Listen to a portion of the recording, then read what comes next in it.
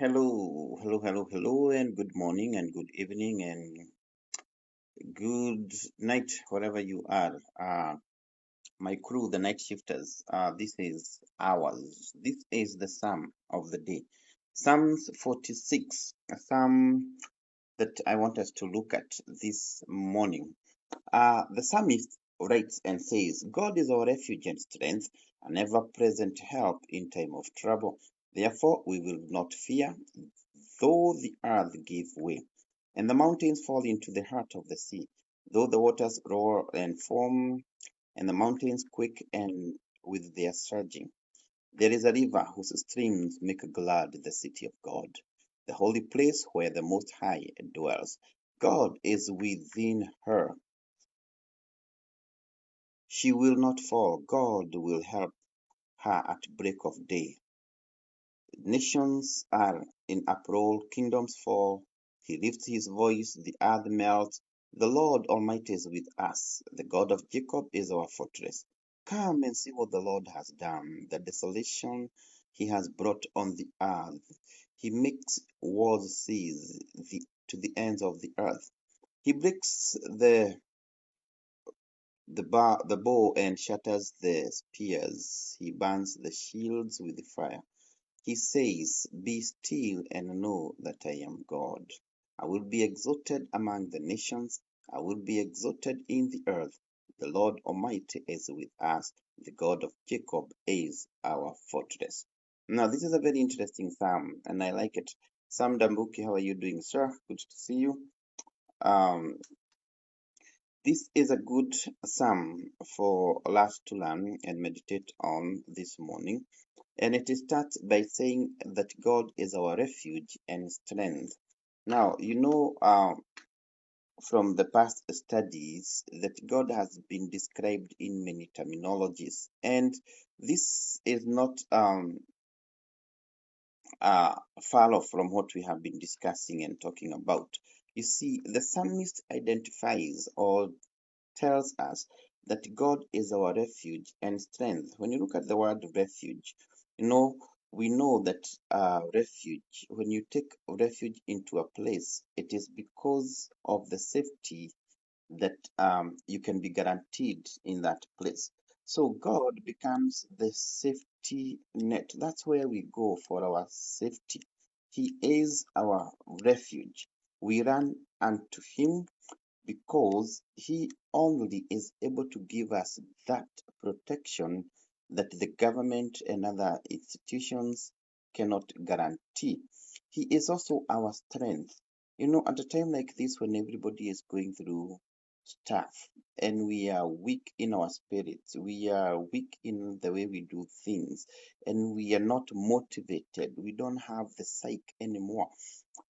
God becomes our strength. He is our refuge and He is our strength.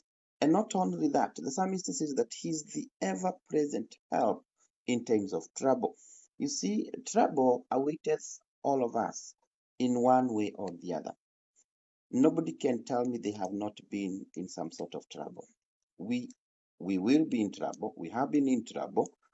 And when we as believers get into trouble, we do not despair, we do not lose heart, we do not throw in the towel, because we are assured that God is the ever present help in times of trouble. Now, most of us run to other sources, to other things when trouble strikes. The psalmist is reminding us there is a God who is our refuge, He is our strength, and He's going to be there as when our hours of trouble comes in. Now, I didn't want to dwell on verse 10, where God Himself assures us.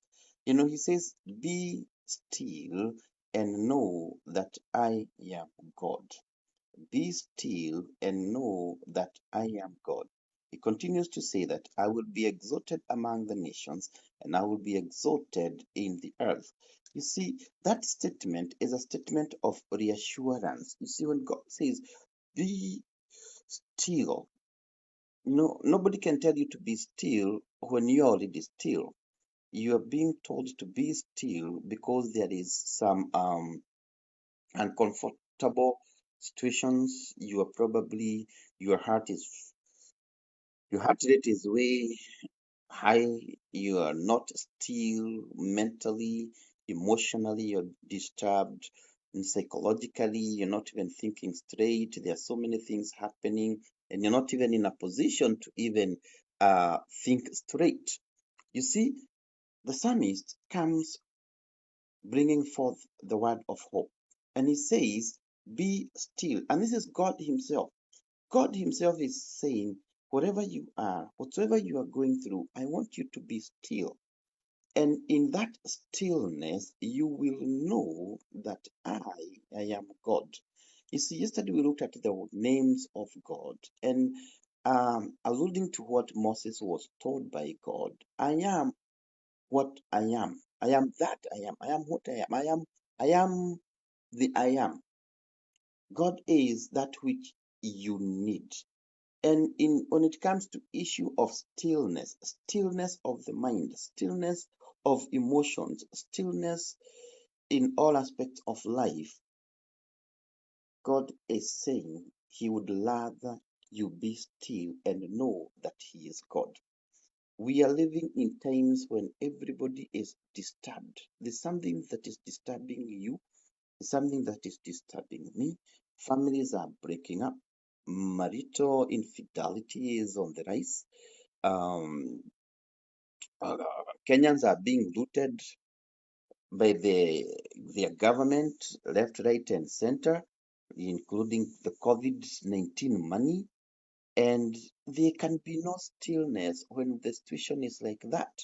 And therefore, because when there is no stability or when there's not that stillness, our minds tend to our minds tend to go places. We tend to divert and get our minds to places that our minds should not be going. And so we do not have what it takes to keep on going. We lose hope, we despair, we are not able to concentrate and think straight because we are not still. God would rather speak, and God would want to speak to you in that stillness. And He's urging you and me to be still and then know that He is God. The God that we are told of from the beginning of the psalm is our refuge. The God that we are told is our strength. The God that we are told is our ever present help in times of trouble. You see, the way this psalm starts is with those words of affirmation. This is who God is, our refuge, our strength, our help in times of trouble, and He promises that He will be there for you and for me. And all He desires of you and me is that we may be still. Situations and things may not be working on our behalf. We may be on the other side of everything and nothing seems to be working. This is not the time to despair. This is not the time to give up. This is the time to be still and look back and hear that still voice ministering to you, reassuring you that the God of stillness, the God who is your refuge, the God who is your strength, is there going through the motions and the situations with you because He is the ever present help in times of trouble. I was thinking loudly, why would God tell us to be still? And immediately after that, He says, then you will know. Be still and know. In other words, it's almost saying you're not going to know God in entirety because you're not still. Therefore, a still mind, a still heart, a still emotions that are on check and they are still will get to experience God, the ever present help in times of trouble. And so the issue of stillness becomes very crucial to all of us. Some people take medication just so that they can be still. Anxiety is on the rise, and everybody is anxious about what is going to happen next. Will I be the next person to get this, or will I be losing this? Will I be going through this kind of a situation? And when all those situations that are bound to happen to mankind, when they strike, then that stillness is taken away. Sometimes it's our own behavior that takes away that stillness that God wants us to experience. Sometimes it's the situations that we are going through. Sometimes it's what is thrown at us that takes away the stillness. Now, God says, now come back to that stillness. Be ye still, and you'll not know me until you experience that stillness. Therefore, my brethren, it is good to be still. It's good to take time out or time off and just recoup and just go back and recharge and just go back and spend that time's quality, solid, solitary moments with God that you may experience that stillness. He says, now, once you experience the stillness, then you will know that I am God. Sometimes people want to bring to our attention about this God of earthquakes and fire and storms. And when you look back and read the story of Elijah, you know, he looked for God in all these other places. But it was not until when that still voice came and ministered to him, because God still is in that voice that can only be heard when we are still.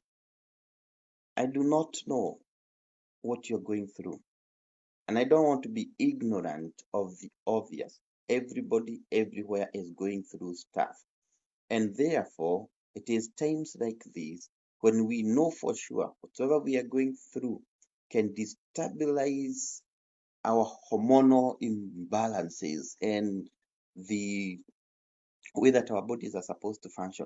If we can do one thing, be still, then we will know God. Be still and know that I am God. And God says, I will be exalted. I will be exalted among the nations, and I will be exalted in the earth. God desires to be exalted. And God has chosen you to know that hidden truth.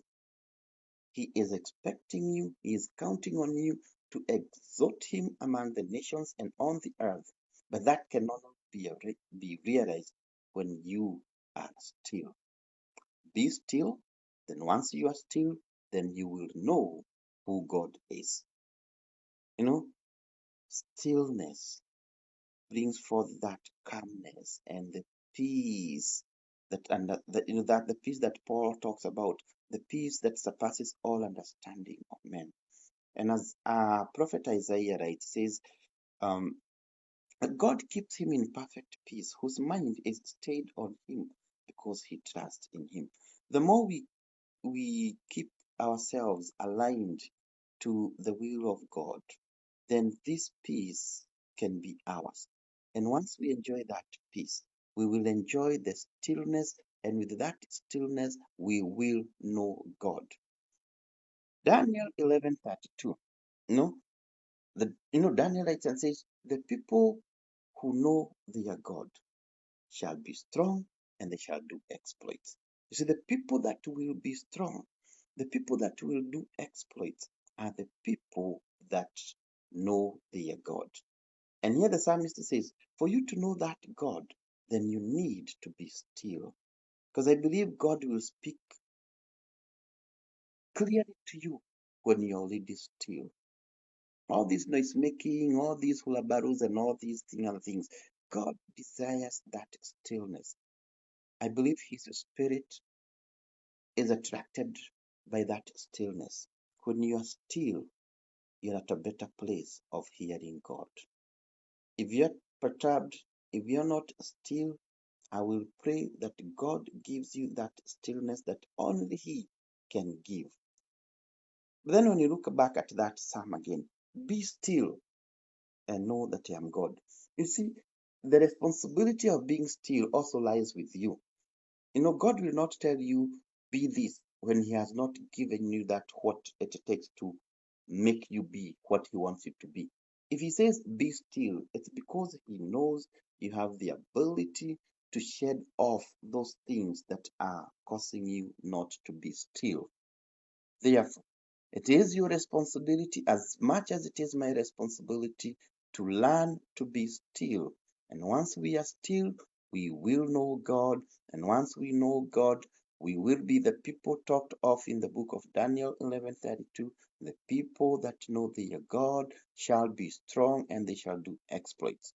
You will be strong in the midst of this pandemic because the God that promises you also says He is your refuge, He is your strength, and He is going to be your ever present help in times of trouble. That is my word of encouragement to all of you this morning. And I pray that the Lord will bless you, the Lord will keep you, the Lord will cause His face to shine upon you as you remain still. It is your responsibility to remain still and to let God be. Shalom, shalom, shalom, and have a blessed day.